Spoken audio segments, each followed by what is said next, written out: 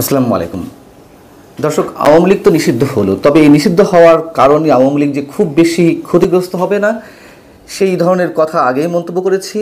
ধরে নিলাম যে আওয়ামী লীগ সত্যি সত্যি ক্ষতিগ্রস্ত হয়েছে, আর কখনো সোজা হয়ে দাঁড়াতে পারবে না। কিন্তু বিএনপির আসলে কি হবে? বিএনপিকে এখনও আশায় আছে যে নির্বাচন হবে, কখনো নরম সুরে কখনো গরম সুরে তারা যে দাবি জানিয়ে যাচ্ছে এবং তাদের সে দাবি সরকার রাখবে, এটি মনে করার ন্যূনতম কোনো কারণ নেই। এবং যদি এই ধারা অব্যাহত থাকে, যে দৃষ্টান্ত আমাদের সামনে একের পর এক উপস্থাপিত হচ্ছে, যে এনসিপি জাতীয় নাগরিক পার্টি বা সাবেক ছাত্র সমন্বয়করা যে দাবি তুলছে, এক ধরনের উত্তেজনার সৃষ্টি করে, কোথাও কোথাও মবের সৃষ্টি করে সরকার সেগুলোই করছে, সেগুলোই মেনে নিচ্ছে। এবং এগুলো তো স্পষ্ট যে তাদের মধ্যে একটা পর্দার আড়ালে যেই সমঝোতাগুলো আছে, কিংবা তারা মিলেমিশেই সরকার চালাচ্ছে, সেই জায়গা থেকে একটা প্লট নির্মাণ করার মাধ্যমে, প্রতিটি প্লট নির্মাণ করার মাধ্যমে এক একটা দাবি মেনে নেওয়া হচ্ছে। যদিও আমরা দেখেছি যে এর আগে রাষ্ট্রপতিকে অপসারণের যে দাবি, সেখানে বিএনপির আপত্তি ছিল, নতুন করে সাংবিধানিক সংকটের সৃষ্টি হবে, সেটি হয়নি। তবে আমার মনে হয় এখন সেদিকেই যাচ্ছে, রাষ্ট্রপতির অপসারণের দাবি করবে। পরবর্তীতে হয়তো তাদের যে দাবি বিপ্লবী সরকার গঠন করা, সেটি তারা করতে পারে। এবং তার মধ্য দিয়ে তাদের যে সুপ্ত আকাঙ্ক্ষা, সুপ্ত ঠিক নয়, প্রকাশ্য আকাঙ্ক্ষা, যে এক্সিস্টিং সংবিধান ছুঁড়ে ফেলা, বিপ্লবী সরকার গঠন হলে সেই সংবিধানের আর অস্তিত্ব থাকবে না। এমন সব দিকেই সম্ভবত যাচ্ছে আপাত দৃষ্টিতে, যা কিছু হচ্ছে সেদিক থেকে বিবেচনা করলে। বাস্তবতা হচ্ছে টালমাটাল অবস্থার মধ্যে বাংলাদেশ। আন্তর্জাতিক যে রাজনীতি, আন্তর্জাতিক রাজনীতিকে কেন্দ্র করে যে ভূ রাজনীতির খেলা, সেই সব বিবেচনা নিলে আমরা খুব সহজেই কোনো কিছু প্রেডিক্ট করতে পারি না। কখন কি হচ্ছে, কখন কোন দিকে নাটকীয় মোড় নিচ্ছে, ক্ষণে ক্ষণে হাওয়া বদল হচ্ছে, মানুষের হিসাব করাটা, সমীকরণ মেলানোটা খুব কষ্টসাধ্য হয়ে উঠেছে। আমরা আওয়ামী লীগ নিষিদ্ধের বেলা দেখলাম যে বিএনপির যে অস্পষ্টতা, তারা তাদের রাজনীতির জায়গায় হয়তো ঠিক ছিল যে সাপও মারবে লাঠিও ভাঙবে না। এদিকে তারা চাইছে না যে একটা বৃহৎ রাজনৈতিক দল হিসেবে আরেকটি বৃহৎ রাজনৈতিক দলকে একেবারে নিশ্চিহ্ন করে ফেলতে, নির্মূল করে ফেলতে তারা সাধারণ মানুষের কাছে গ্রহণযোগ্যতা চাইছিল, হয়তো বিষয়টা এরকম। এবং অন্যদিকে এই যে ছাত্র সমন্বয়করা কিংবা এনসিপি বা তরুণ যুবকদের যে দল, তারা তাদেরকে খেপাতে চাইছিল না। বিষয়টা হচ্ছে যে আমরা দেখলাম যে শুরু থেকে বলে আসা হচ্ছিল বিএনপির পক্ষ থেকে আওয়ামী লীগ নিষিদ্ধ বিষয়টি জনগণের উপর ছেড়ে দেওয়া। তো জনগণের উপর ছেড়ে দেওয়া, সেটি কীভাবে জনগণ নির্ধারণ করবে? তার ব্যারোমিটারটা কি, তাদের মানসিকতা পরিমাপের?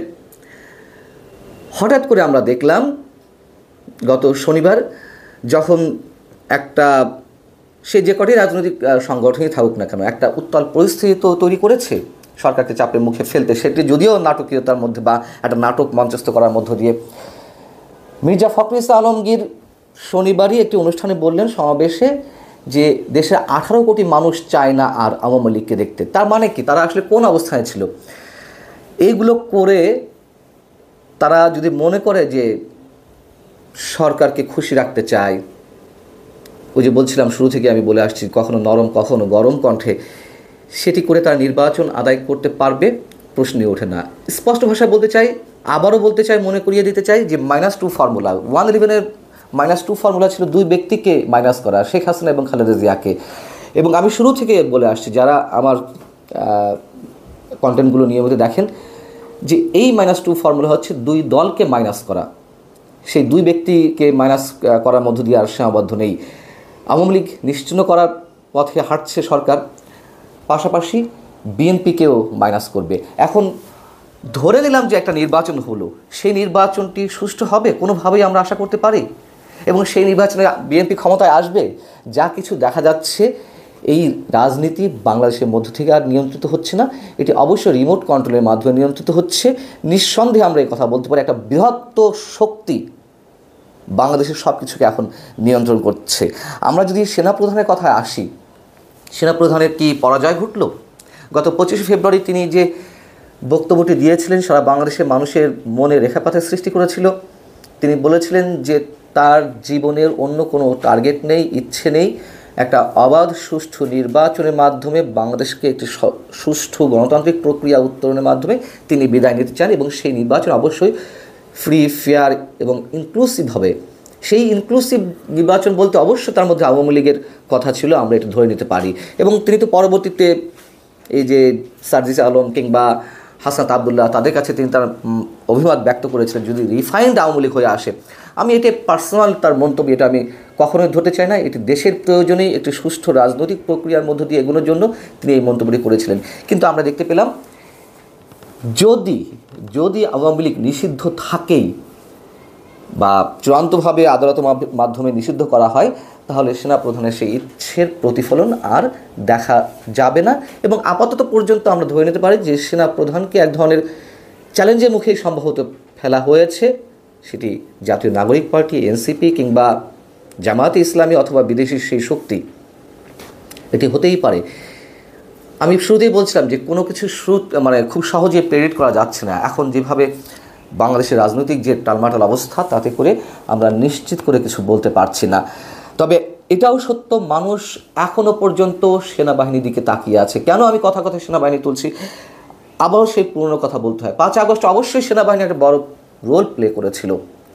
সেই জায়গাটিতে যদি সেনাপ্রধান না থাকতেন, তাহলে বাংলাদেশ আরও ভয়ঙ্কর বিপর্যয়ের মধ্যে যেত।